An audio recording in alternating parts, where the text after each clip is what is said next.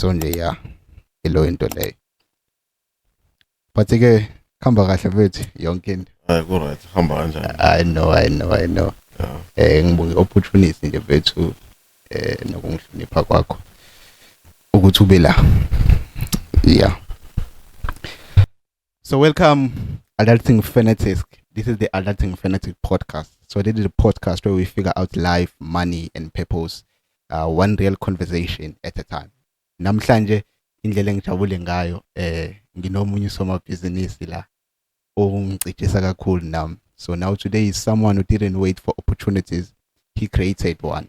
Esengisho ukuthi ithuba kalilindanga kodwa uzakhele yena.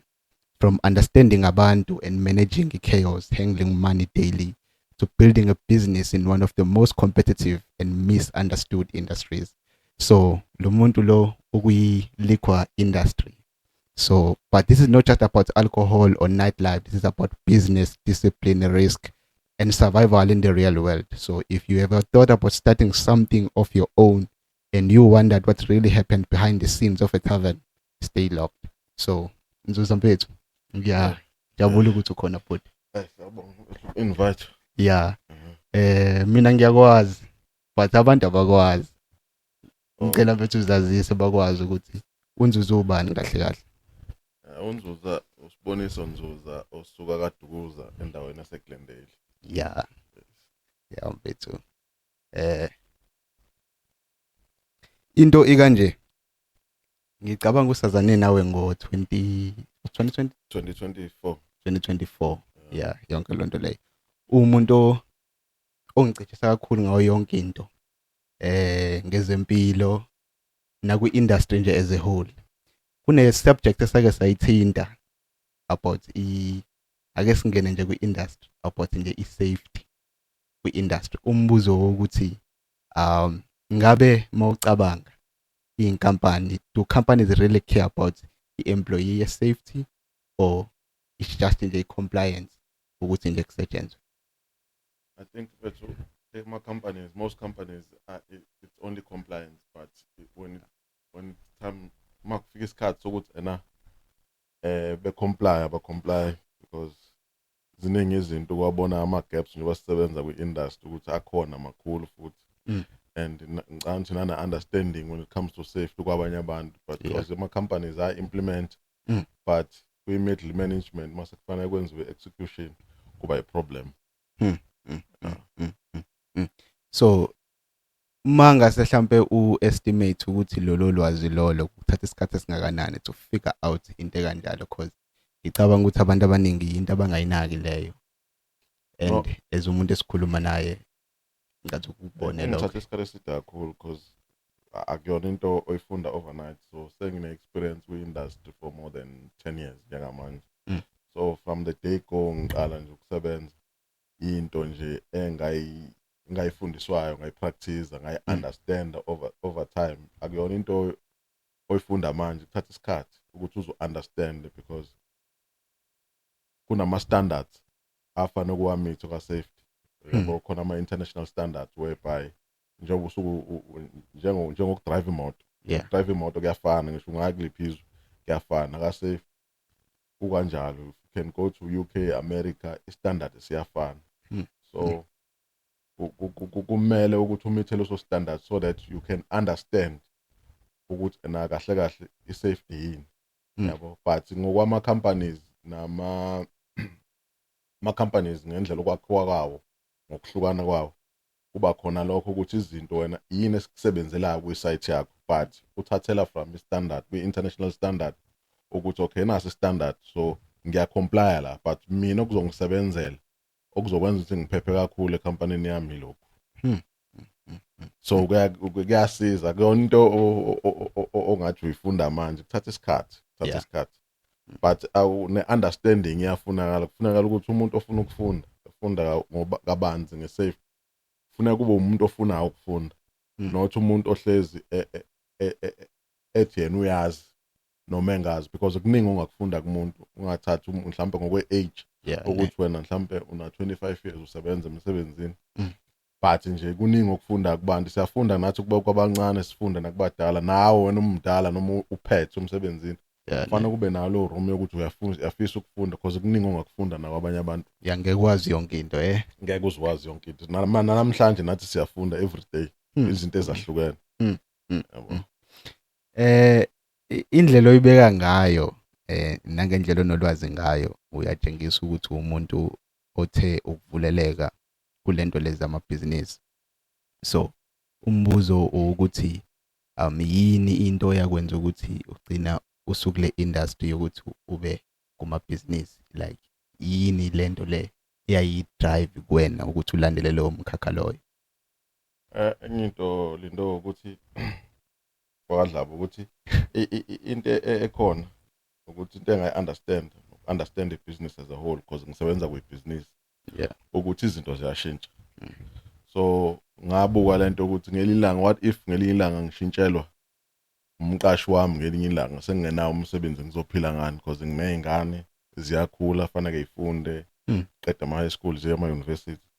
So ngumuntu vele-ke angazi noma into engayiphiwayo uNkulunkulu ngale ngizala ukuthi izinto angizibukeli la noma ngiyibukela ikusasa, ngiyibukela i-term end. Izinto nje engizenzile zikanjalo because even starting a business ngangazi ukuthi ngelilanga industry engiyisebenzelayo yovalwa.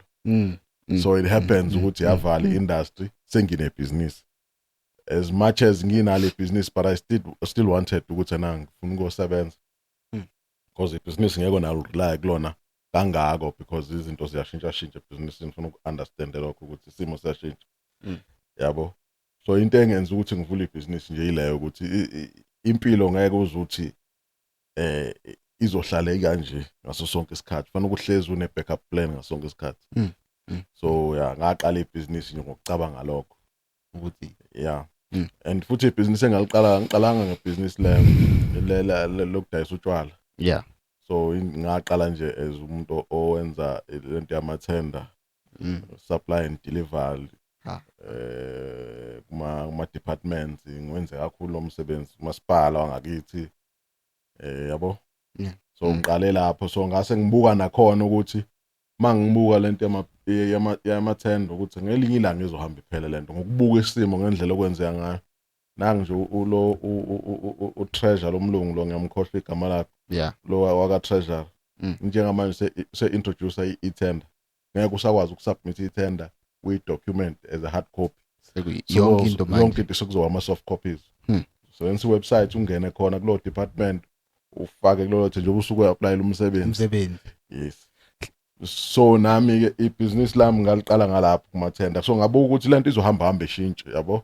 Let me get something ezokwenza ukuthi ngenze imali every day, mhlawumbe yona into engangiphilisa because of ibhizinisi likatshwala ngikhule ngalo. Uma wami bedayisa utshwala sifunda.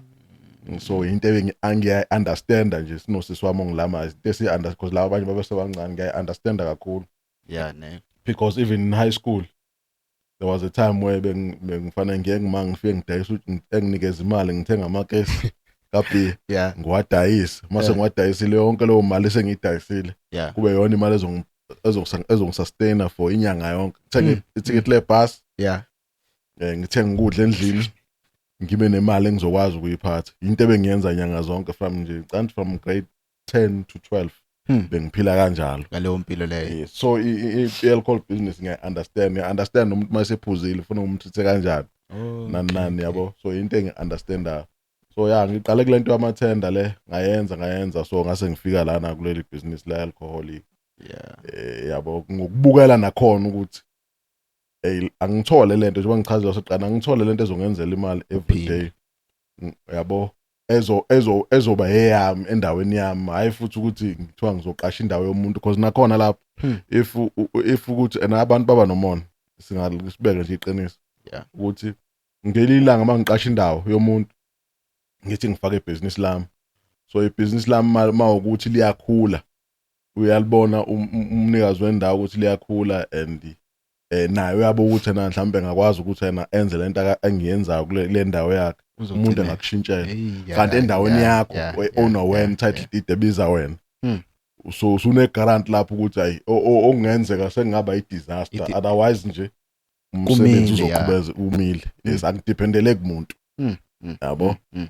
yeah, so into kanjalo so angena kanje so ukubukela nje izimo nje ukuthi izinto ziyashintsha so abantu fanele bekwazi lokho ukuthi izinto ziyashintsha empilweni into ayihlezi injalo so mina nje ngangena kanjalo ebhizinisini ukuthi na fanele ngibe nayo i-backup plan ukuthi kuzokwenzakalani ngizokwenzakalani even ngisho license mina nginawo code 10 no code 14 ngoba ngicabangela ukuthi impilo ukuthi ngelinye ilanga manje ngishintshela ngizokwazi go drive i-truck yeah nakhona ngibukela kwi-background so ifamily like ifamily yakomalume umamdala wami yeah umkhwena wakhe be drive ama truck yeah so nezingane zakhe lezi ezindala kunami so zathatha o14 so ngayibuka lento ukuthi yazi lento le ingangiphilisa nami mangase because akumele uma umuntu ube choose because egcineni ngifuna imali iyafana yabo imali iyafana so ngidinga imali mina so if ngingase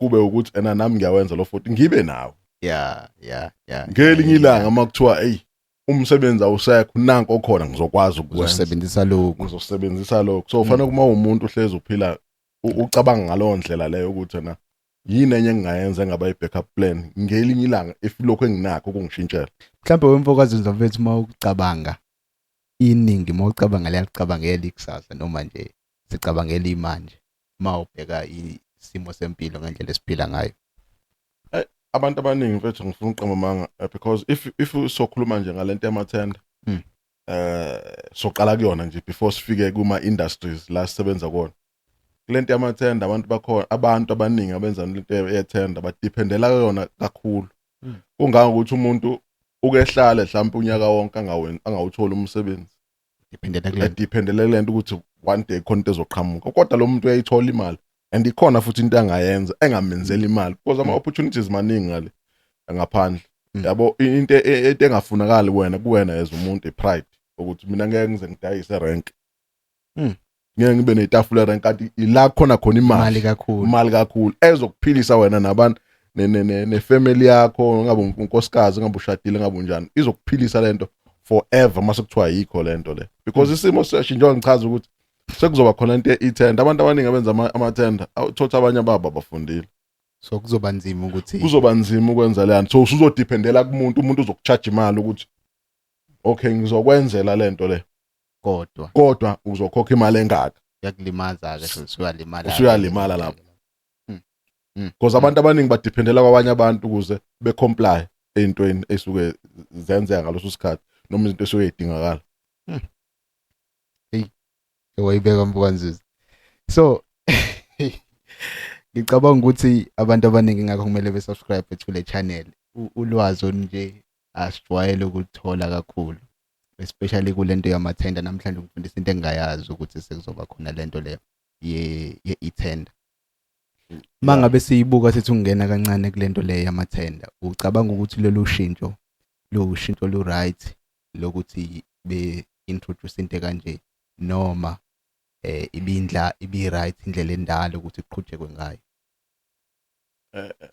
esiqale siyibuke la okay ikhona vele obvious into isikuyi nobuhle nobubi bayo kodwa asiyibukela ukuthi na why introduce lento le vele abantu bayakwazi ukumanipulate isystem so kusazokwenzeka ukuthi bekwazi kodwa kuzoba nzima akuze kuba lula as people think because into eyenza ukuthi kuze kube kanje ingenxa yokuthi iningi fraud ibiyenzeka lapha so kuningi obekwenzeka ukuthi uyabona ukuthi lento le ifana nokuthi uya ku interview yomsebenzi ufike lapha mawusu uku-interview ubuke izinto ezenzeka ngayo ubona I just wasted my time ukuthi ngenze lento ngibe la because mhlawumbe uzospend imali ukuzwa kulo interview uyabona nje kuzoba khona imali involved nama emotions involved so nakuyithenda kukanjalo so ufika wena laphana uya kuyi briefing contact to briefing to site briefing uthatha imali yakho uya drive ngabe uya driver uya ku site briefing mhlambe makuthiwa awunayo ngisho imoto fanele kuze uharishe ku Uber ikuthatha yokubeka lapha umuntu abathi into imali ama emotions mawubuka uscope somsebenzi uyabuka ukuthi lento ngangayenza noma ngingayenza lento le and then uthola compliance yakho 100% and you are sure and only to find out ukuthi umsebenzi uzonikezwa omunye umuntu uthola ukuthi lowo muntu loyo akafika ngisho kwi-side briefing yabo futhi unikezwe before kahle unikezwe before bese kuyiformality lesiyenziwe yokuthi ena njengo-interview kuyenzeka ukuthi ena siye kungene kwi-interview kodwa kuyazi ukuthi hayi usibone sozoqashwa lana so ngisho senza iformality la ukuthi nje kuyilokhuzana ngabe kuyi-register yethu siba interviewile labantu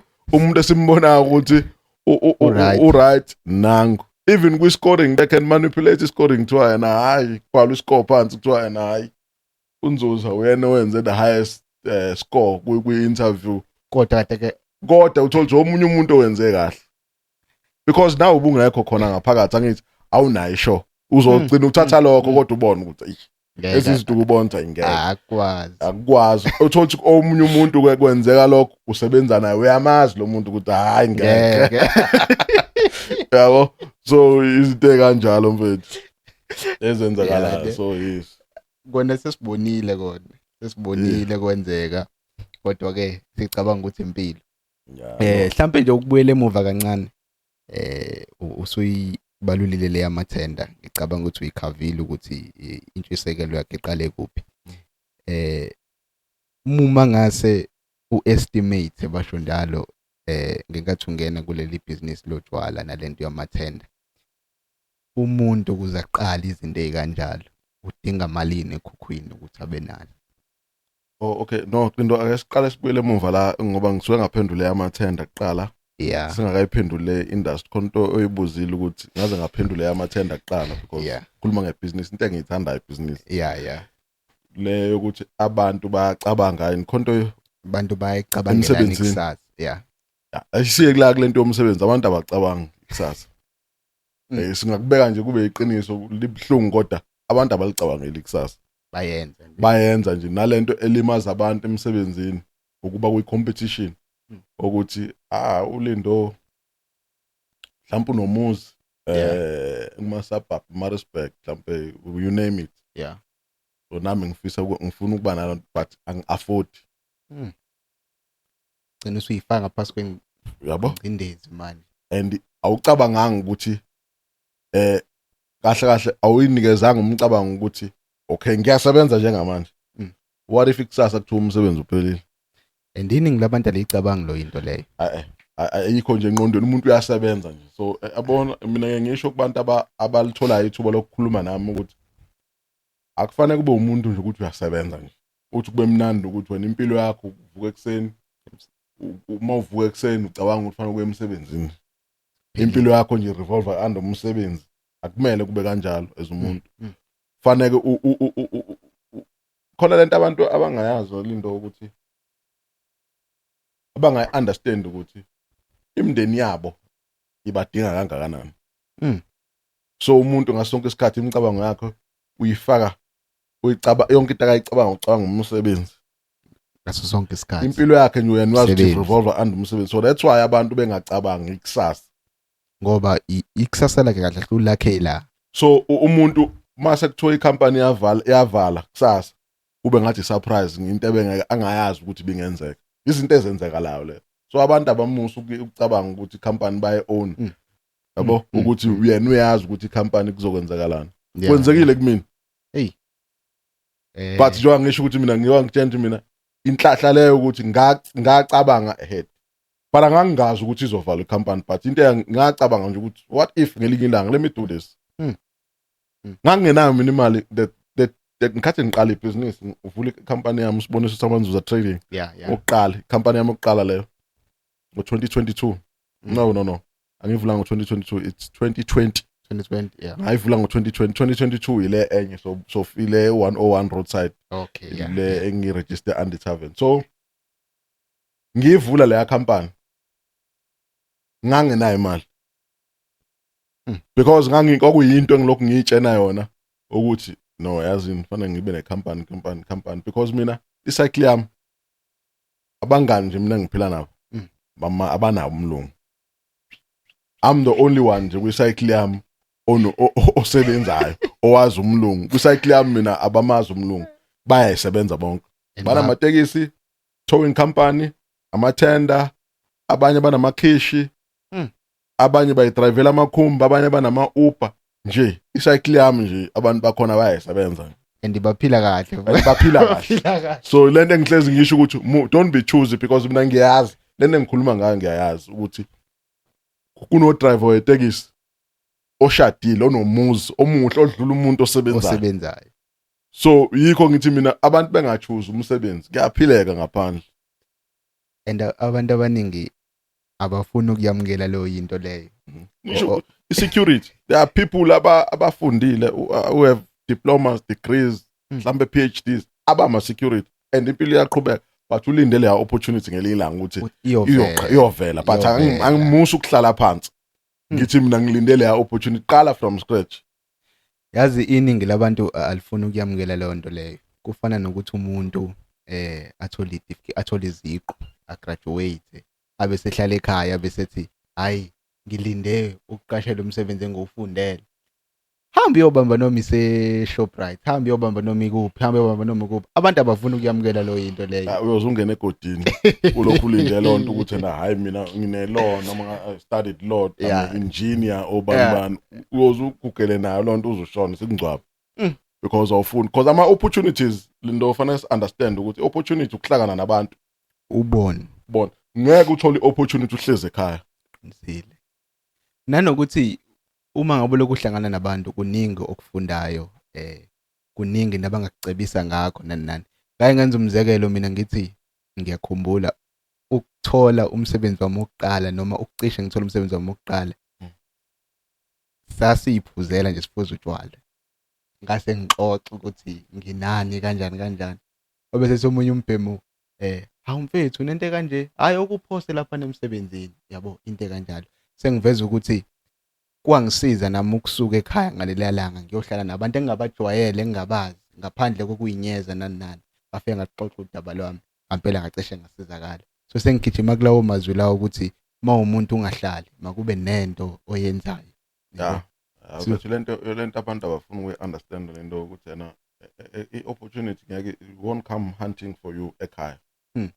But ukuhlangana nabantu, uyabo, wazi abantu, nokuthi ube kind kubantu, yakusiza ukuthi na people recognize you ukuthi na lona mhlawumbe mase ngihlangana nawe ngaphandle ukuthi hawu Lufethu akuwena nani lo osebenza lapha eCheckers, mina mhlawumbe esho ukuthi brother kanje achaze isitori sakhe umuntu. Mhlawumbe nami sengiyakubeka ekhanda ukuthi yazi lo muntu right, sengiyakubeka ekhanda makuvele i-opportunity yento akathi unayo, sengiyakwazi ukuthi na mhlawumbe ngifike emsebenzini Fred, yazi kunento kanje awuzama ukuphosa, isiyavela opportunity. But mawusekhaya ngeke izivele, yabo. Ngisho ukuthi uyi-security uhleli lapha ngizoqhamuka mina, and abantu fanele understand ukuthi abanye abantu ba-attractwa indlela osuke ba-treat ngayo wena. Ngisho ukuthi uphansi kangakanani, but umuntu u-attractwa indlela i-treatment omnikeza yona. Let's say ngiyafika nje emsebenzini wakho yi-security, ama-security aziwa ngokudelela amaningi, yabo. Kodwa nawo adeliliswa ukuthi asejwayelele yanto ukuthi abantu babathatha kancane because umsebenzi abawenzayo. Security ungalithatha kancane, security lokuseva ey'ntweni osungalindele ukuthi lokuseva kuzona. Awubheka ubugebengu obuningi nje sisave oba security. Iwona afika kuqala, even kumasenzi security efika kuqala before kufika amaphoyisa noma bani. So nje laba abantu bawusizo kakhulu. So engizama ukusho ukuthi nabo abantu uthola umuntu uthi ngiqaleze security bengi ne-degree ento ethize, and then kwafika umuntu ngelilanga emsebenzini wami because of indlela engamtreata ngayo mina, wagcina lo muntu esebuka ukuthi lo muntu lo deserve better. Yabo, wase ngibuza ngezinto ukuthi mfethu uhlalaphi, ugeleze ini nani. Mhlawumbe masumchazela umuntu hayi thatha nayo inamba yami ungifonele intambama, noma sumchazela ngokubanza umuntu mhlawumbe ngokwe connection wakhe, useyakwazi ukuplug ukuthi mfethu nanga umuntu lo muntu right, ngifike endaweni ethize kanje, lo muntu uyawudeserve umsebenzi kanje.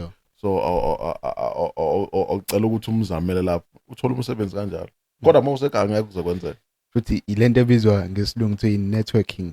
Funa nje ukunetworka nabantu. So njengami nje mina i-network yami ngoba ngiyaphuza ngonto efihliwe, i-network yami eningi noma izinto eziningi ngiyithola uthothi siphuzile Kuyaxoxa, kuyaxoxa mina nabangani bami mina kuyisayike yonke into siyiplana makuthiwa sihleli kanje obvious suke siphuza yeah, siplana into siplana into futhi ezoba eyenzakalayo ezokwenzeka ezoqonda futhi mm, kuzokuthi lento lesiya implementa ngosuku oluthize ayinanga impela kube kanjalo yenzeka ya idokofela nani yonke into nje yonke into suke siyixoxa nje sithothi siyashibiza futhi khona nabanye abantu besinikeza umqondo ukuthi hayi no akube kanje akube kanje ya nezinto mhlambe ake sibuyele kancane kulento yebhizinisi imapha amanye ingqinamba noma sithi ama challenges owabhekana nawo noma oke ubhekane nawo because ngicabanga ukuthi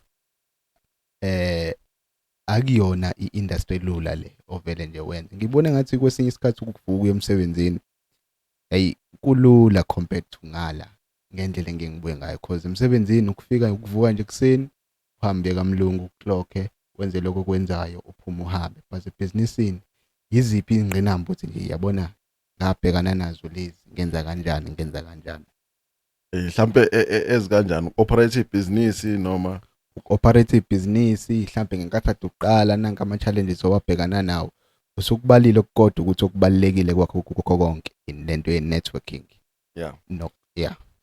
no uqala ibhizinisi before akaze kwaba lula njengoba ngisho ukuthi mina ngathola umsebenzi omkhulu ka transport so ilapho engaqala khona ukuthi yazi ngifanele ngivule leli business leli ukuze ngibe right so there were things vele engangibuka ukuthi vele njengokuthi nje ngiliqala ibhizinisi bengenayo license so i-compliance bengekho obvious amaphoyisa nawe bekuningabangani ukuthi nje ahleze ezofika nje ezokubopha ngasonke isikhathi so one of the challenges le ngaba nayo then but ke omunye station commando advised me as much as why eqhube compliance but wang advise ukuthi azi mfethu i-setup yakho mase kuthiwa kufika omunye umuntu la i-setup yakhe ikhomba ukuthi une-license because ayikho ukuthiwa indawo ya-operate njeyana engenayo i-license so mfethu ngiyacela ukuthi uhambe wenze application wenze license then from there after isonto nje ngaqala ngahamba ukhona ubhuti wami one liquor store ngapha ese-Trustfit ngase-Wartburg so ngamfonela wangitshela ukuthi noba khona abantu engabangakwazi ukukusiza so kulaka liquor board kunabantu abama-agent abanama-companies whereby ba-assista ukuthi na ukwazi ukuthi benze show ukuthi compliance yakho when it comes to your application i-right correct yonke so wasengitshena ukuthi hayi mfethu hambe lapha naka A12 enye ilokhuzane ilo firm eseThekwini lapha ngaseHub Mtateni wanginikeza i-address yakhona ngaya khona so ngaya khona bangitshela ukuthi no iziphi izinto engiyidingayo like ukuthi kwenze application sidinga 1 2 and 3 so ngahamba ngothola lozo zinto lezo ngasayina la kusayinwa khona ngahambisa emaphoyiseni yonke leyo nto le compliance enkosini abantu bakhumbula ukuthi na fanele bekhumbule ukuthi eSouth Africa noma angithi nje KZN alikho ibhizinisi okwazi ukulenza ngaphandle ukuthi inkosi yangakeni ikuvumela ukuthi ulenze ibhizinisi so kunencwadi ofanele ukuyithola konkosi ezokugrant ukuthi na any business because even ngisho kufika kulento yama permit yama tuck shops so kuba nencwadi bathini PTO ofanele ukuhamba uyithola konkosi bekwenzele begrant yona ukwazi ukwenza application uthola permit ukuthi uyakwazi uzokwazi ukuthi ungakwazi ukuba nesitolo lo permit nayo iyadingakala ka liquor board ukuthi ube nayo ukuthi you are complying ukuthi na umasipala wangakeni ukuthi wena ube nebusiness yabona ulwazi bengalazi kodwa and abantu abaningi ngicabanga ukuthi bayalazi ulwazi olukanjalo mhlambe usubale into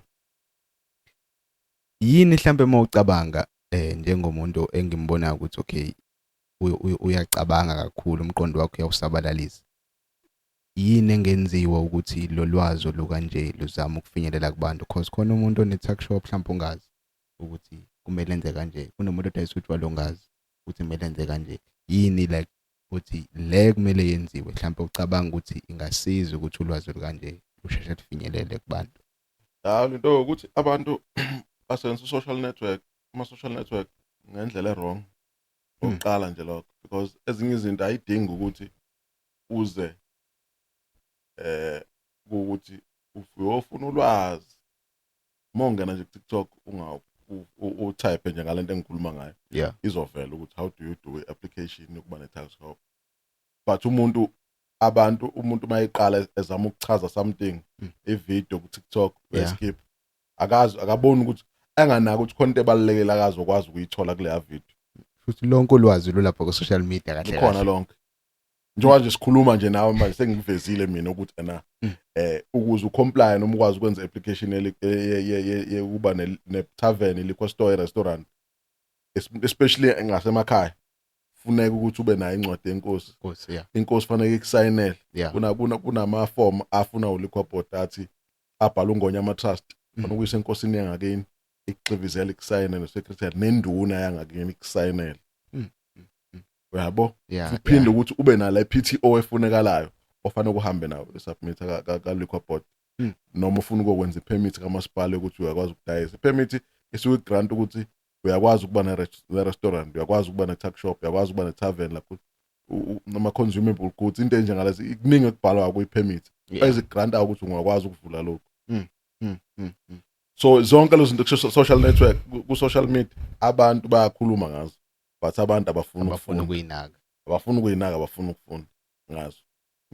Futhi kahle hle lento kumuntu ukuthi uyafunda nokufunda noma nje akanaki. Yeah. And then sibuyele la ukuthi ngoyingqinamba because bese kulento eyingqinamba. Uyazi ukuthi mina ngidila nebhizinisi yabantu bayaphuza. Yeah. So into ofana ukuyazi lapho kuningi udila nabantu abazolwa. Kuzohlezi kunama conflict, kuzohlezi abantu betshontsha izinto zabantu. Yeah. Nje kuningi. So mina ukuthi ngizame ukuthi lokho ngikwazi ukuthi ngikucontrole. Okokuqala nje indlela ngicontrola ngayo inhlonipho enginayo ngabantu bangakithi because ingakithi lapha enginebusiness khona ngikhulile khona ngiyaziwa. So kunakho lokho kumuntu ukuthi hey mangenza into wrong endaweni kabani kuzokwenzakala. Yes. So lokho kubalekile ukuthi ngesikhathi uhlonipha abantu nabantu bazohlonipha wena, bazohlonipha nebusiness lakho. Yeah. So nginakho lokho then ukufaka ke nama safety features njengokuthi ube nama camera ngaphakathi.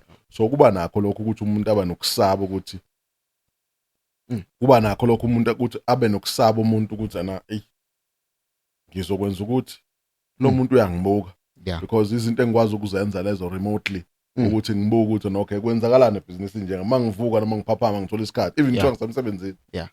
Mangithatha ifoni yami ngingena kuma camera ami ngibuka ukuthi kwenzakalana.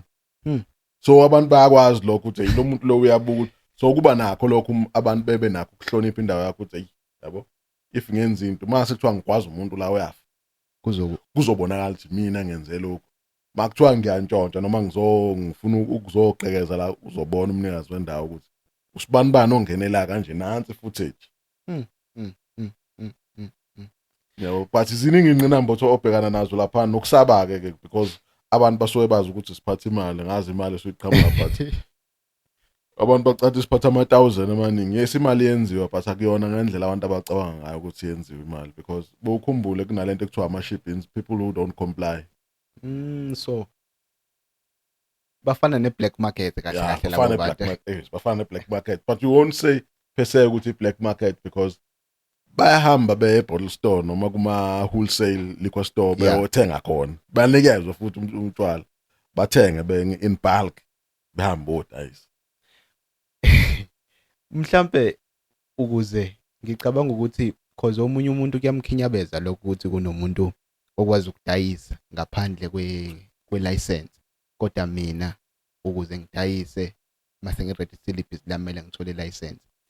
Mhlambe yini engazama ukwenziwa ukuze kuzama ukulwisana nalabantu labo akuthiwa amashebhini abavele nje bedayise. Bethu kuningi okungenziwa but kunzima ukuthi mawusubuka nomuzwa because ezinye izinto ufana uconsult ungayithathi nje ukuthi amaphoyisa awasebenzi.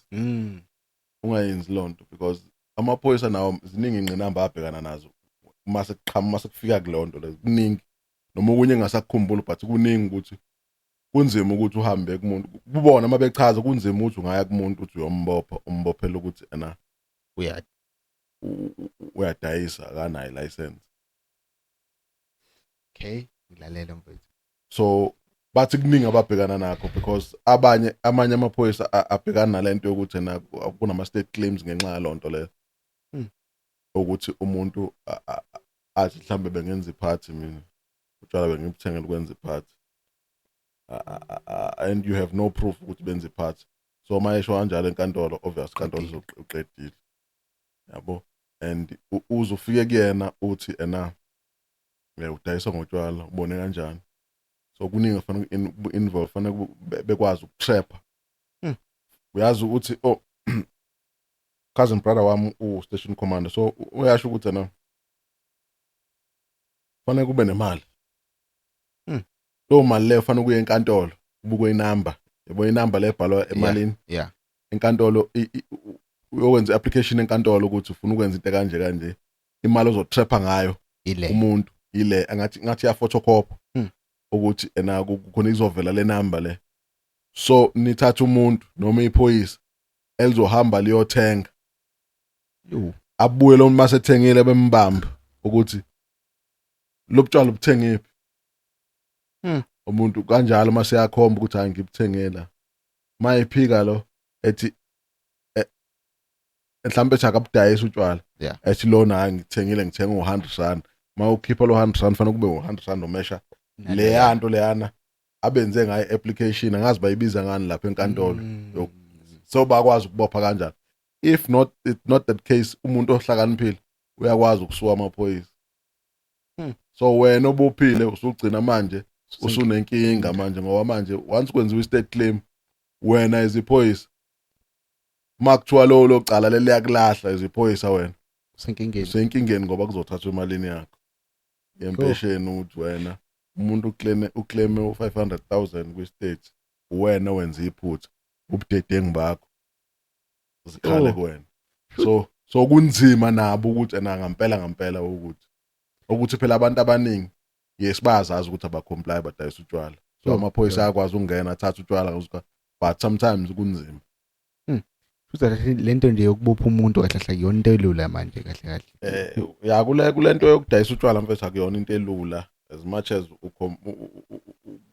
amaphoyisa ethanda nokwenza kodwa kulula. I think kunemithetho efanele ishintshwe lapha kunamaloza afanele ashintshe ukuze kukwazi but ke siyathemba uba umkhwanazi ngoba kukhona izinto akafike nazo nakayishilo ukuthi ena nje umuntu ongadayisa utshwala noma engaka implement into eqondile ukuthi ena hayi no umuntu ongacompliant ongenayo i-liquor license as amaphoyisa yiphi indlela afanele sisebenze ngayo. I think that has to be documented in black and white, signed by a commission so that amaphoyisa azokwazi ukusebenza ngendlela eqondile because thina kuyasilimaza kakhulu because thina we are complying, we're paying tax, we have to pay salaries.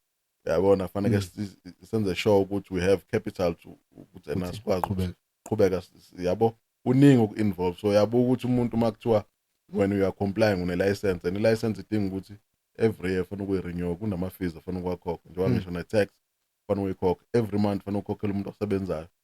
So makukhona laba bantu labana abanama-shippings abangacomply kuyakulimaza wena.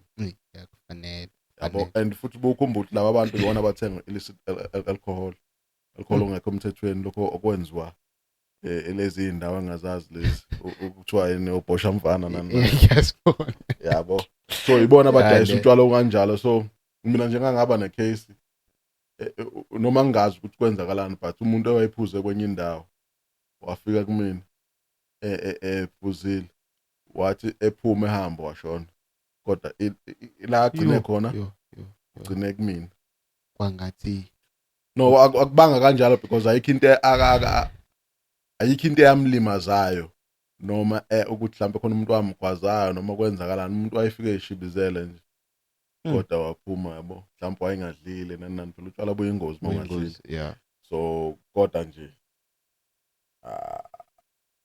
iyonto esilimazayo leyo ukuthi nje kunotshwala nje ongekho emthethweni ongekho right for abantu ukuthi bekuphuze okudayiswa laba bantu, and those people futhi badayisa ama-drugs because they Mm. don't comply. Mina ngeke ngize ngilidayise ngiyi-drugs ngisho kuthiwa ngithanda kangakanani. Yeah. Yes.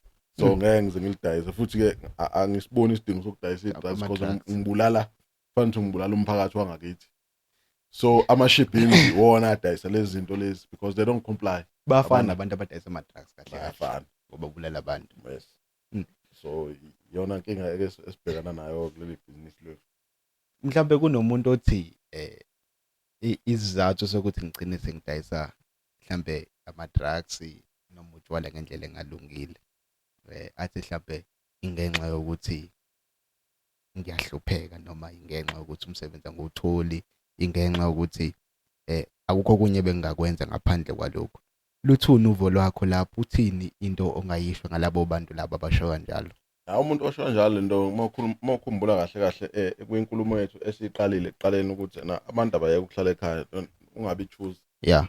Lento ukuthi abantu abafuni ukuhamba ukubheka ama-opportunities out there. Yabo umuntu azoba choose umsebenzi. Because u-2,000 rand awufani no-0 rand. Yeah. Awufani. Uthola mhlawumbe uthola 2,000 uhlala ekhaya uhamba ngenyawo emsebenzini. Yabo. So akufani ukuthola leyo mali. So abantu abakanjalo isikhathi esiningi umuntu ozokhala ngokuhlupheka. Bakhona abantu abahlupheka ngempela ukuthi usuke emakhaya ngempela ukuthi akakwazi ukuthi kunzima ukuthi ahambe obheka amathuba. Yabo. So umuntu kanjalo mhlawumbe singathi siyamxolela but umuntu oseduze nezinto ezinamafemu nabantu abanamabhizinisi suke eganga mayithena akakwazi ukuthi na engathena uyahlupheka iyona into emenza ukuthi aqale uthathe icapital lokuqala ukuthi adayise ama-drugs oqala nje. Umbuzo lo kumele uphendule. Yeah, because uma ukuthi unayo icapital lokuthenga ama-drugs indaba uthathe le same capital uhambe ovula i-tuck shop ngakini udayisa ama-chips no-sweet. For abantu udayisa izinto udayisa lezi zinto ezibasic nje ey'dingwa abantu everyday. And into ebuhlungu igcina into esiyenzeka ukuthi le genge leqhamuka ngaphandle ithe mayifika yenza lokho, yafika dayisa ama-chips isemgaqweni, dayisa ama-fruits, and manje abantu sebeyayixosha bathi badlela imisebenzi nani yonke leyo into leyo. I think lapho lento ye-pride thina mina nje ngiyayisho namanje ukuthi i-pride kubantu abamnyama. Uyabona khona into ekuthiwa ispiri ngazi. Yeah. Into engenayo mina. So abantu abaningi banalo nto lokuthi bazothina abantu ngidayisa ama-chips nempuphu. Abantu bazothina syndrome basho njalo. So nje leyo nto leyo ayikho. Imali njengoba ngisho namanje imali iyafana. So ukuvula i-tuck shop udayisa akuyona into eyinkinga leyo. Uyibuka lento ukuthi na why usho angithi wena uShoprite omncane. Yeah. Yes ngeke uze ube uShoprite. Mhlawumbe ungaba uyena ngelilanga but ungaba nesitolo esikhulu esifana noShoprite esigange sika Shoprite ngakini. Kodwa umnikazi waShoprite akabanga namahloni ukuthi aqale ibhizinisi adayisela abantu impahla zokudla. Yini wena usuqena ukuthi na abantu bazokuhleka ukuthi wena udayisa ama-pieces nempuphu nama-chips no-sweet ngakini. Yeah, ne. So i-pride abantu abamnyama ebhedayo. So now sebeyabona ukuthi na yazi khona i-opportunity if kuthiwa lesitolo besivulwe yimina. Ngabe mina ngenza le mali. Now it's too late. Labantu sebefladile bagcwele emakhaya nani. And okubuhlungu babuye bedayisa nezinto ezingekho right. For abantu ezislimazayo ngokwempilo zethu. Yabo, because izinto abazenzela so they don't comply with food safety nani bayenza nje noma kanjani. Yabo. Mhlambe cause kusayinto etrendayo kwi-social media njengamanje. Bayaxoshwa bayazama ukukhishwa nalapho nalapho. Uma ucabanga kuyinto eright ukuthi bakhishwe ngalendlela bakhishwa ngayo manje bagcina abantu sebeyitoyitoya bengena emgaqweni nani noma mhlawumbe ikhona indlela eright yokuthi uhulumeni angenelele uthi nombono wakho lapho. They are our African brothers. Yeah. Singakubeki ngaphandle lokho. Kodwa mfethu ngeke ngize ngiqamba amanga amathuba omsebenzi when it comes to amathuba omsebenzi. Asiqale emsebenzini sobona with cheap labor nje. yeah cheap labor kakhulu. bayi-cheap labor kakhulu, so kuyasilimaza sigcine singakwazi ukuthola imisebenzi esiyidingayo, noma ugcina futhi uyasebenza wena because wena ufuna u5 rand epheleni kwenyanga, yena ufuna u2 rand. So Obvious. ugcine ngesikhathi wena uphuma ungena bona kuzogcina sekungena igeneration yabo yonke ngoba vele ba-cheap labor. bayi-cheap labor. So uyacabanga ukuthi abantu abezemva kwakho ama-South Africans ngeke basakwazi ukuthola umsebenzi, noma bewuthola kodwa imali abazobe beyithola izobe incane. kuyincane kakhulu. So uma bekunikeza lawa 2 rand zobe kuthiwa take it or leave it. So nawe ubuke la abantu abanqena ukuhlala noma ngephi, so wena uyabuka ukuthi indawo yokuhlala fanele ngithole indawo yokuhlala right, fanele ngithenge ukudla, yabo, fanele ngigibele ngemsebenzini. Uma ubuka le mali ibancane kakhulu. kakhulu. So lento engisayisho namanje, abantu abayivulela amabhizinisi, abavula amabhizinisi, abantu abangawukhethi futhi umsebenzi. Uyabona nje ukuba ne-tuck shop akusona isipiri. Mina nje ngiqale ngisho ukuthi mina uma wami beneship ngidayisa utshwala bengesona isipiri because bengiphila ngakho. Namanje ngiyadayisa, I'm making money out of a business. Akusona isipiri leso. Ngisho kuthiwa khona namagwinya, ngidayisa amagwinya in, akusona isipiri, imali kodwa ekugcineni. Uma ucabanga lento ukuthi because njengomuntu engisebenze naye ngikubone nangendlela owenza ngayo emsebenzini ukuthi umuntu okwaziyo ukuvota out i-opinion yakhe. Into oyifundisiwe noma ngabe yinto owayinqelebeleni Uvota out ukuvoice out ukuthi nje ubusho usawunaso isipili, yabo, umuntu nje ukwazi ukuthi uvelenze into mayicabanga ukuthi abantu bazothini nani, into oyifundisiwe noma yinto othi le ngidalwe nayo. Yabona lento le isifike ekutheni ukuthi na esikhathi esiningi iqhamuka uthi na uxhaphazekile kakhulu. So ukuxhaphazeka kwakho usuke kuhamba nokulunga kwakho kahle kahle, umuntu usuke ethatha advantage ukuthi wena ulungile, and then mase yakuxhaphaza. So usugcina usukwazi ukuthi yazi kufanele ngigcine ngikwazi ukuyikhulumela, uma ngingayikhulumeli ngikwazi ukuyimela. ngikwazi ukuyimela, uma ngikwazi ukuyimela futhi izoqhubeka lento. So abantu mase bebona le yanto sebengazi ukuthi manje wena umuntu wesilwane, kanti usuku ubalekela le yanto ukuthi umuntu angagcine sekuthi useyakuxhaphaza noma usethatha advantage ukuthi wena ulungile. So that's why afuna ukwazi ukuvoice out izinto, but ezinye izinto akuzo zonke izinto okwazi ukuyivoice out because abanye abantu bafila threatened if uvoice izinto. So sometimes wena fanele kube ukhetha izinto ofanele ukuyivoice out, ezinye fanele ukuyivukela nje zenzeke ngendlela ezenzeka ngayo, ube uNkulunkulu phambili ukuthi hayi uyena ozodila nazo. Yabo. Yeah, ne. Kodwa shuthi ungasho ukuthi into oyifunde ngama experiences empilo not ukuthi into because mina nje abantu engikhule ngaphansi kwabo nengikhule nabo zokutshela ukuthi hayi umuntu onamahloni lana akena futhi umuntu onodlame, kodwa ke mase ufike usumfikisile kulokho uyakuthola, niyafika lapho, but umuntu ohlonipha wonke umuntu noma kuthiwa njani. Ngisho kuthiwa abanye abantu bakuthatha kanjani endaweni, but umuntu lwana oyokuhlonipha ngisho kuthiwa unjani. Yeah. Yo. I know. Kunale ndaba le oke wayithinta kancane mayelana nokuvalwa kwenkampani ewawusebenza kuyona.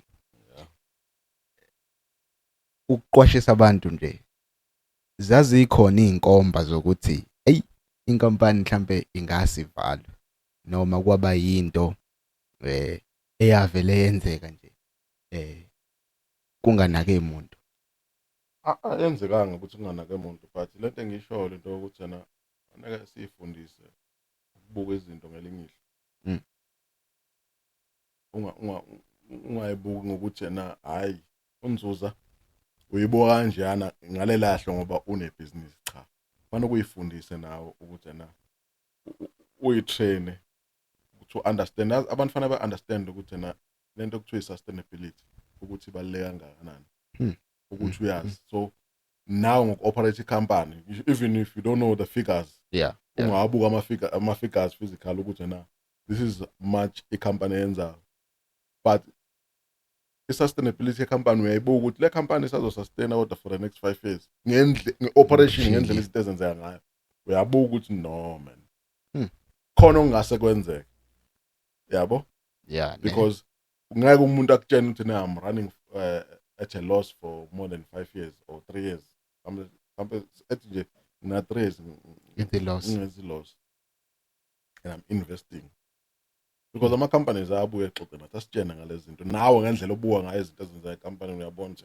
khona into enzakalayo la so kuningi okwenzekalayo yabo yabo nje 3 years before ivala company besinokuvala nje ukuthi i-company ivalile operate for mhlawumbe uthi for inyanga yabo because to ama-sales awekho nani nje ubona ukuthi hayi ngeke lento yabo into mayiqala ukwenzeka webheka unomngozi into mayingakazi yenzeka for iminyanga kuthiwa hayi kuyaqala ke lokho kufanele kubuka ukuthi na yazini la khona i-disaster ezayo la because nami ngeke ngibuke nawe even running your own business ubone njengamanje ngeke kwenzeka yakwenzeka kushubile kwenzeka yabo but thina sikhuluma ngama small businesses awethu thina sikhuluma ngabantu abenza millions of rands billions yabo billions so nawe uyabona ukuthi na ayigeke kufanele ukuhlezi uyihlupha ukwazi ngecompany yakho ukuthi i-operate kanjani kwenzakalani yabo njengoba ubuka njengamanje sugar industry uyabona ukuthi ishona phansi kangakanani iyanyakaziseka so izinto ofanele ukuyibuke nawe ukuthi na yabo la lo msebenzi engikuwona njengamanje kungenzeka noma yini so makube khona engikuzamayo fanele kube khona engikuzamayo nalento ukuthi njengoba ngisho ukuthi i-pride ifanele siyeke ukuthi kwi-cycle yakho njengoba ngitshela mina kwi-cycle yami mina ngede ngazi umlungu yabo so kwi-cycle yami fanele ngiyisebenzise i-cycle yami ukuthi ena kuyi-business lami noma kuyimina as usiboniso personal beside i-business yini engisizakala kuyona kuyi-cycle engiphila nayo yabo so kubalekile lokho ukuthi ena kuyi-cycle ophila nayo kube uyisebenzise if you have a business i-business lakho malidinga one of abantu ozwana nabo use that utilize that opportunity ukuthi ena hayi usibanibani udayisa inyama for instance like mina inkukhu yami nje inkukhu ngidayisa inkukhu elokuzaneni ngenza full chicken we-business lami ngilithenga kumngani wami Dorenkop Chickens yes ngilithenga umngani wami yena ngiyamfonela nje ngithi mfethu ngicela izinkukhu ezingaka angenzele anginqumele angiklinele angiphekhele zona ngimkhokhela imali yakhe ngithathe kuyangisiza lokho even in terms of ukuthi imali engithenga ngayo kuyena ayifani nemali engizothenga ngayo kwesinye isitolo yabo kuba khona umehluko because uyazi ukuthi vele ngizothenga but akufanele ke khona abanye abantu abayenza ukuthi wena akufanele ukuthi uthathe advantage ukuthi umngane wakho unebusiness masucanti yonke uzoyithola mahala kanjalo support lelo business because nawe angeke ujabule mawukuthi khonto yenza ibusiness lakho umngane wakho afuna ukuthi athole into mahala umngane wakho noma umuntu wefamily akeze business nezo support business lakho hayi ukuthi azothatha nje hayi azothatha nje ingazi ukuthi manje wena izinto uhamba uyothatha mahala nawe la wethatha yeah so nami ku-cycle yami even ngithiwa nginenkinga yemoto mhlawumbe ngine breakdown yemoto ngifona umngane wami une breakdown mfethu imoto yami ifile la ngifona umngane wami umechanic mfethu imoto yami ifile usibanibani uzoyithatha ilethe kuwena yabo akufani ukuthi na ngizothatha imoto yami ngiyise kuMohammed imali azongicharge yona izoba phezulu kakhulu ngeke aze ngicabangela yes umngane wami mfana kenze profit kodwa angeke azathi afuna ukwenza profit ngalendlela le uMohammed abazongenza abazongicharge ngayo khona lobo buhlobo mangidinga transport noma konke angikho around njengoba ngisebenza away from home mangifuna something efane kuyenziwe ekhaya noma mhlawumbe let's say uma udinga transport mhlawumbe uyagula kubangani bami khona abantu abadila ne-transport uzofona ngithi mfethu ngicela ungithathele uma kanje umise endaweni ethize noma ubani usho ngayena uma wami noma ngicela ungithathele into ethize ngiyakhokha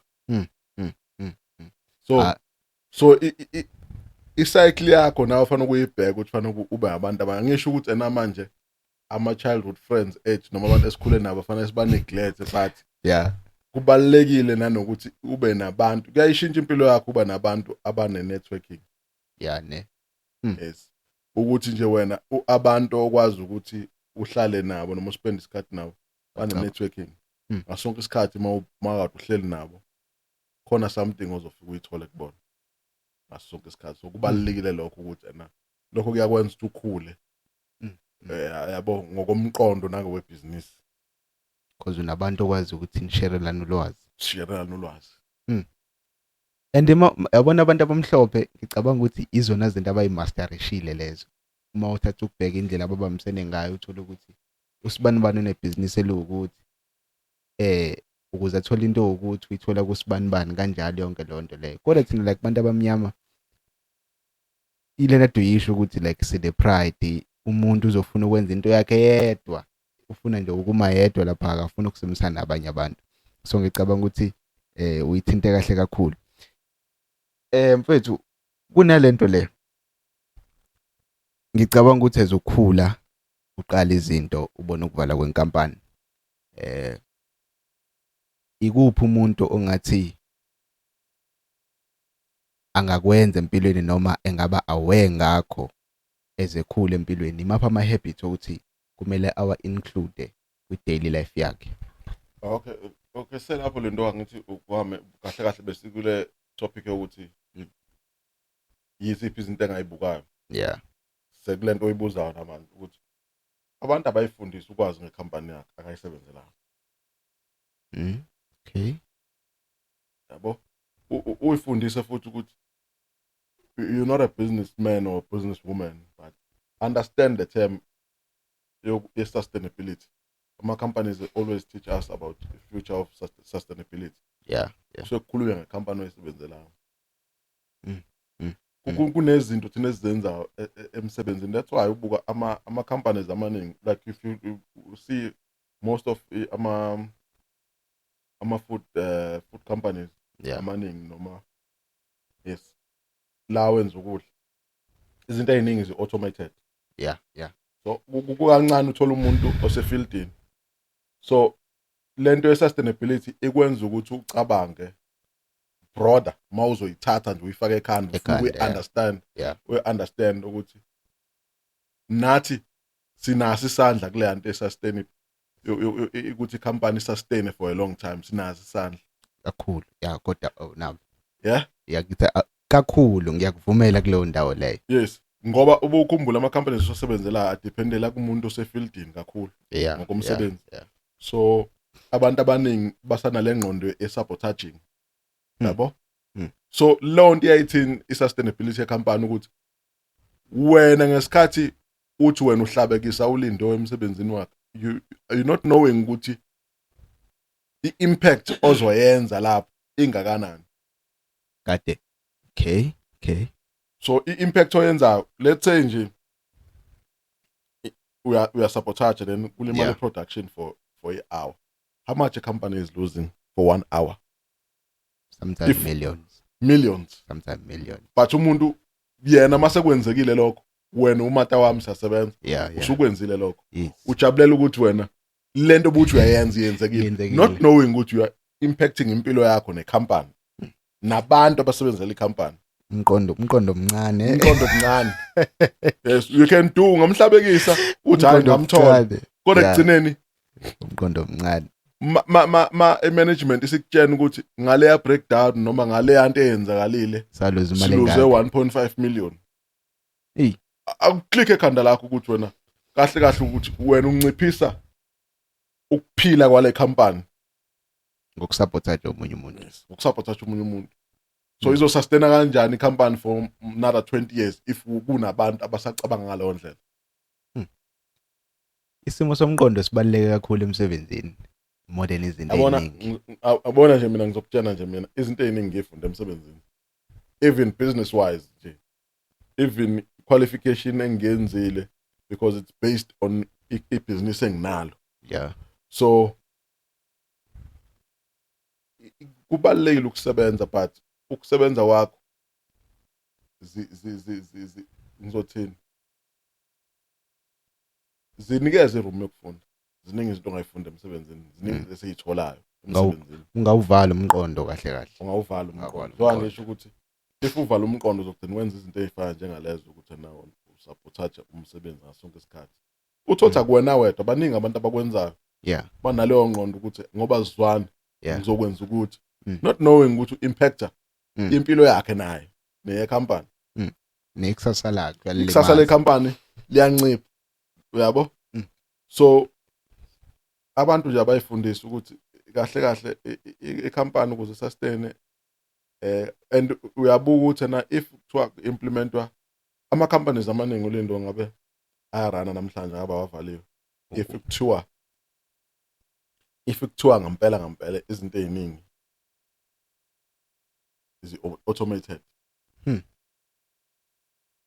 Khona le term labayishoyo abantu bathi it's first world order.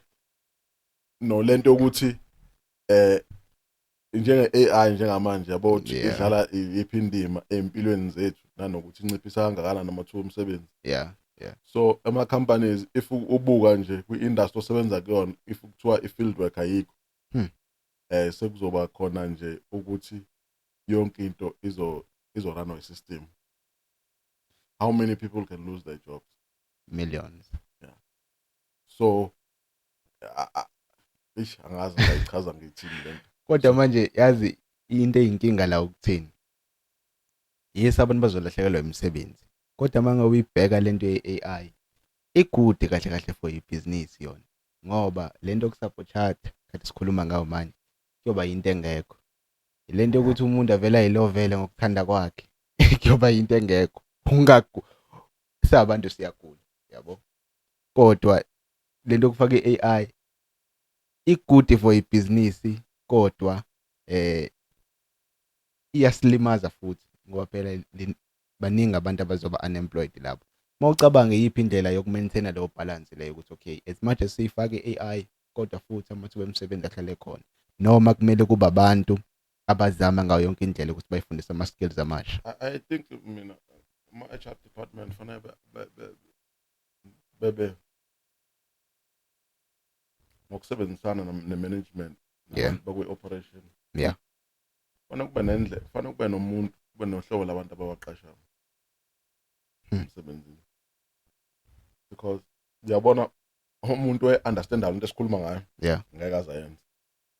But umuntu ongayi-understand uzoyenza, yeah. Yabo, so uyabona lento yokusabotage yayinciphisa isasasa lekhampani. And emsebenzini even ungabuza nombani kuma firm amaningi, manufacturing companies, you name it, logistic companies, blockchain, sabotage limaza kakhulu business.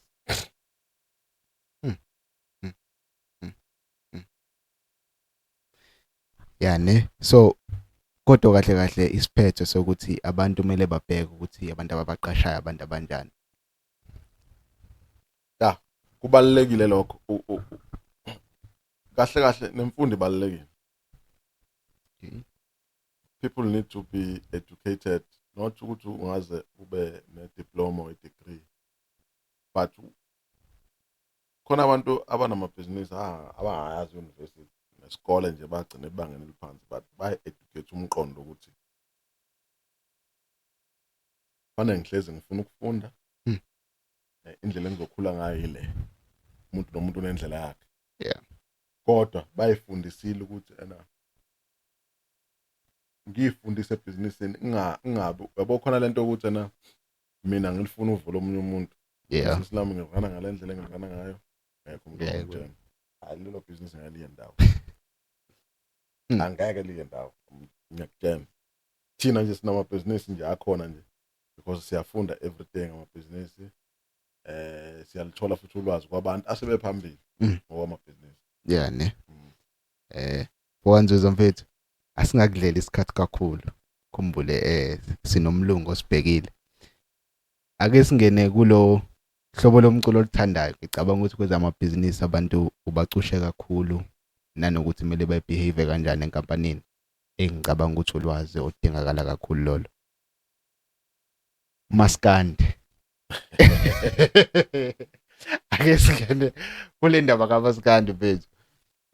Why uMaskandi kuze yabo nje manje silalela ipiano mfethu. Why wena? Why uMaskandi? Why uMaskandi mfethu kuyo yonke imiculo?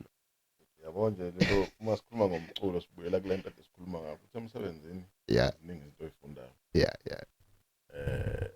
Umuntu engabuka umculo wamaskandi then there's nothing oyifundayo ne-message umculo wamaskandi ozokulapha futhi ke wena kuyizinoma yena usubhekene nayo because ngeke uzulapha uBeyonce like as abantu ake sizame ukuthi izinto esizilandelayo noma izinto esizibukelayo visually nesizilalelayo kube khona izinto esizifundayo kuzona. Like if you watch a movie right now, Yeah. uzuyiqeda. Uma uzuyiqeda lo movie, ingekho isifundo sifundile kuyona. You wasted 2 hours of your time. Yeah, yeah. So ngokwe movie ke nasemculweni kuyenzeka but into ekuzuyivimbela because ukubukela nje into osukuyiqala uthi ngiyabuka nangu Jackie Chan ngiyambuka nje ngamanje. Yeah. Yabo? But ifundisa ukuthi into yenzayo noma into ozoyibuka noma uzoyilalela kube khona isifundo sithola Wasithola kulo into leyo. uMaskandi ziningi izinto as much as ukuthi na ufake inkani kakhulu kumuntu because uzokhuluma ngezinto eziningi but uMaskandi mina nje for mina nje music onginikeza imessage Yeah. ey'ntweni ey'ningi unginikeza netherapy. Yabo? Uphinde futhi uyikhumbula ukuthi ubani. Yeah. Uthini ngaleli dlanzana labantu labamnyama noma ngithi amaZulu kahle. Yeah.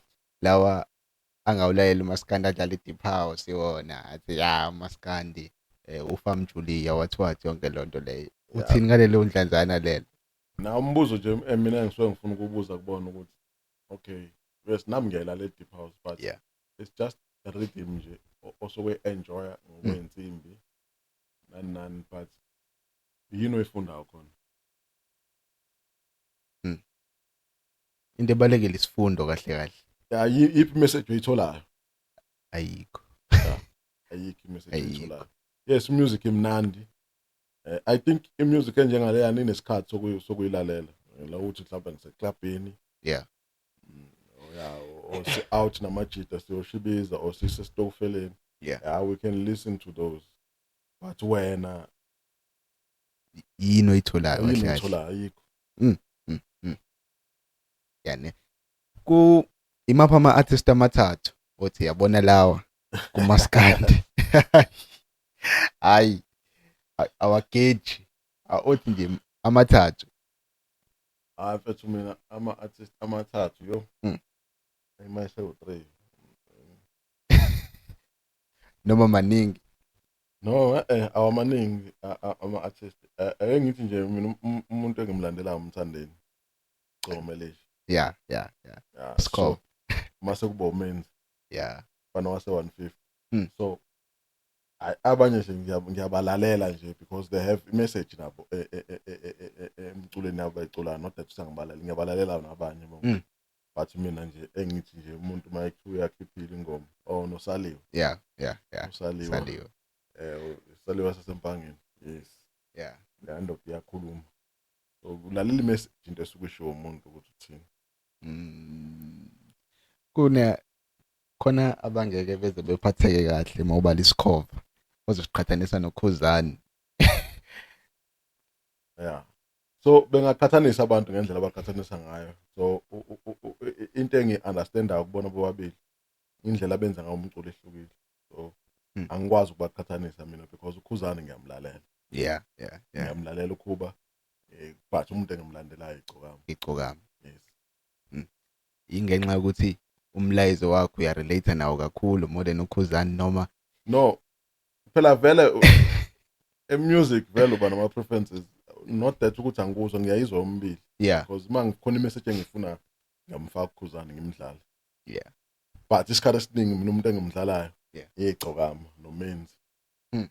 yabo And abageji kakhulu azumenzi akageji. Hlobo Hayi kazi nhlobo. Ayikho i-album lo wamjida esakashaya eceleni. hayi lutho bafu Yabo. yeah Ucisha afane nomzukulu because naye umzukulu ayikho i-album yakhe elento le. ngiyabalalela bonke abanye maskandi mfethu Yeah. but uthola ukuthi usukhetha ama hits but nje yabo njengomzukulu nje album yakhe imnandi yonke Yonke.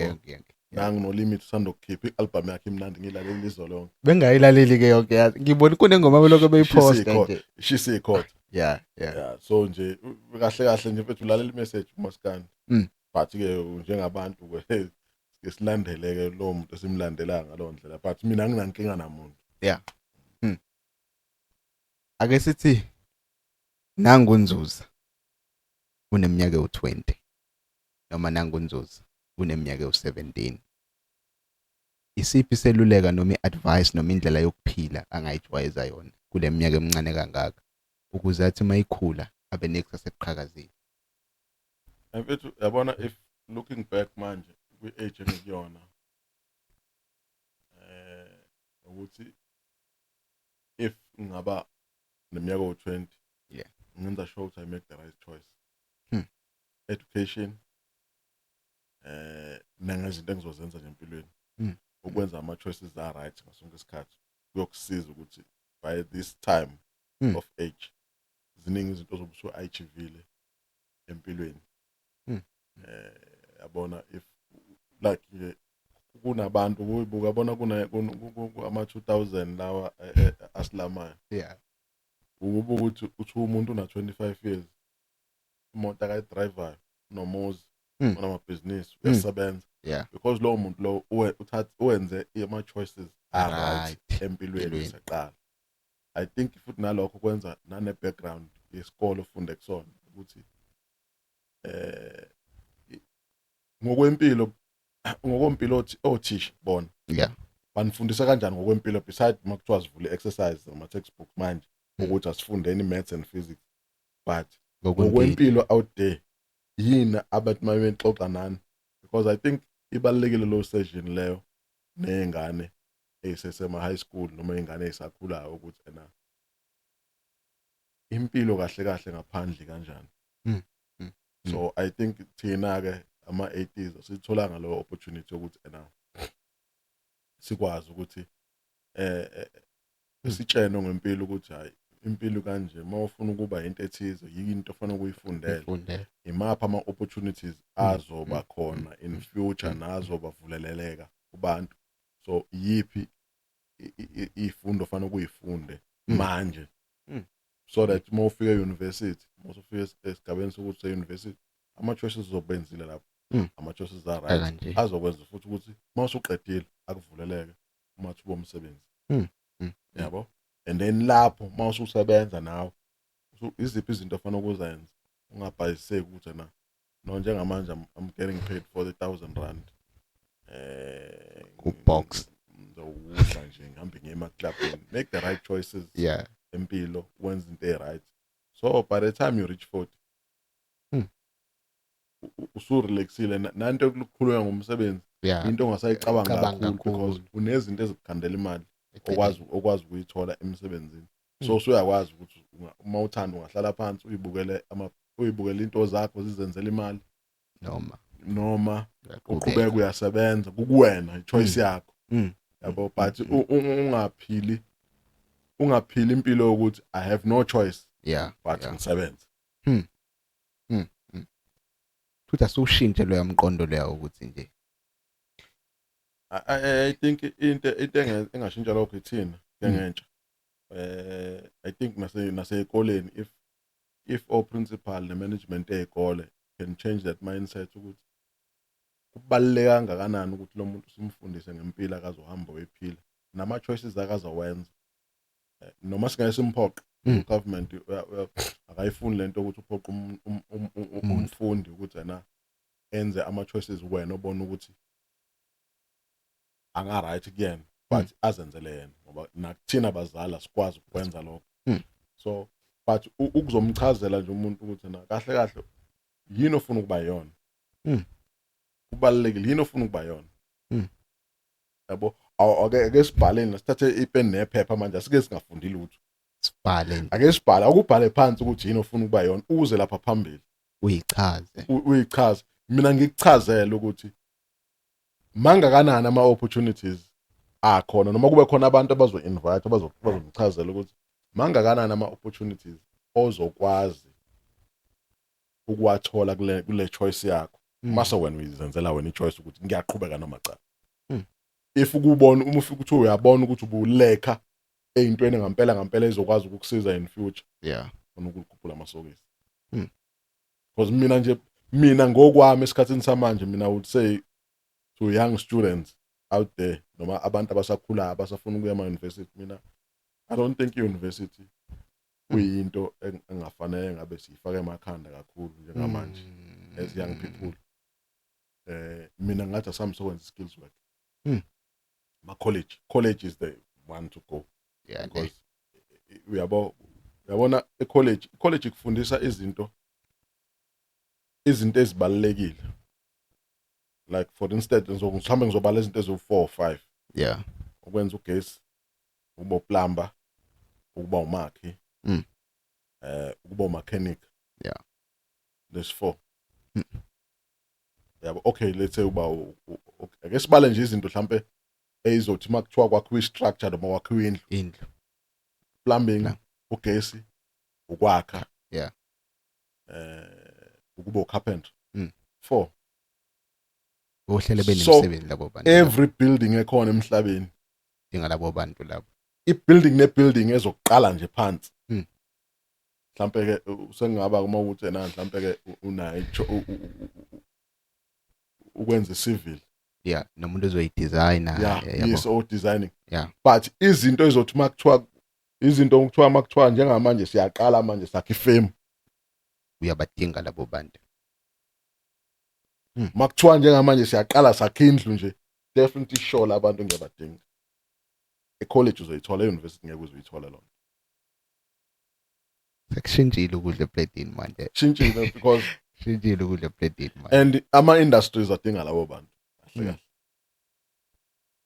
yes bakhona ama-entry level ekuthiwa yena udinga lo matric so lawo ma-opportunities asuke for abantu abangakwazanga ukuthi beyiqhubeze empilweni ngenxa yama-financial problems-ke emakhaya ukuthi na asikwazi ukuyiqhubeza but education mahhala man but into engayisho nje ukuthi nalapha ama-choices aloo nto le ukuthi si-educate iy'ngane kusukela lapha phansi from grade 8 ingane ikhule nayo loo nto iziyofika grade 12 izokwenza ama-choices right yes because angifuni ukumention ukuthi ama-choices athize ayabad because there are people abayenzile so ngathi ngiyadiscriminate but nje mina ngithi umuntu nje ngathi ufuna ukwenza ufuna ukuyofunda after matric skills work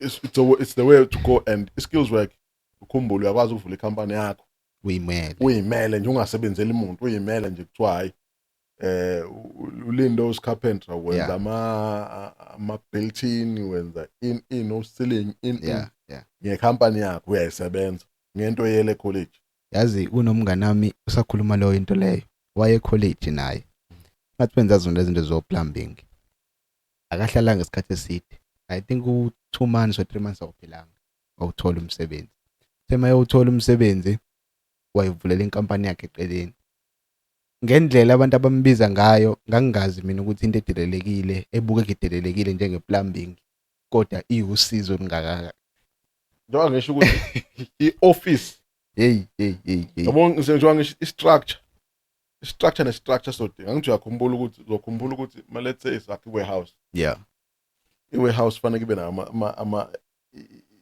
ama-applution facilities ngaphakathi so lapho kuzodinga uplumber uyamdinga wenza faka ama-toilet the piping and everything uzodinga umuntu kagesi ukuthi kagesi kube ku-tricky kancane but it's not tricky uma ufuna ukwenza into uzoba nayo because udingela umuntu ufanele wenze ube no-wireman's license nani so that uzo-comply with insurance o-COC nani yes but izinto ezenzakalayo akuyona into yokuthi na yabo lento abantu abayeke ukuthi na Mawuthi ufuna something ethi umuntu ayitholakali loo nto, ayikho loo nto. Go out there and uyizama ubone ukuthi ayenzakali. Mina ngenza i-liquor license yami kwakuthiwa awulanda kuphela o-10 years ungayitholi, ayikho loo nto. Futhi nje inkulumo zabantu nje lezo nje egijimayo. Umuntu uthi usaka u-grade 9 laphana